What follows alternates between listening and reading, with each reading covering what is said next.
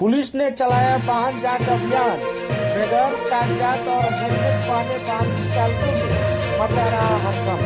नमस्कार, प्रणाम, मैं पीयूष मिश्र और आप देख रहे हैं डिजिटल न्यूज बिहार झारखंड। समस्तीपुर जिले के चकमेसी थाना क्षेत्र में पुलिस ने सघन वाहन जांच अभियान चलाया। इससे बगैर कागजात वाले वाहन चालकों में हड़कंप मच गया।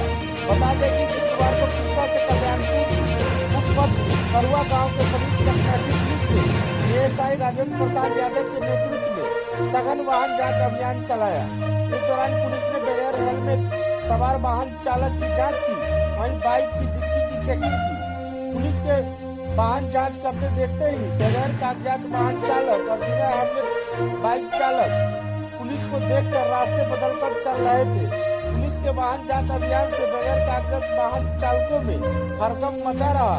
बताया गया कि पुलिस ने कई वाहन चालकों का बगैर कागजात और बिना हेलमेट सवारी के लिए चालान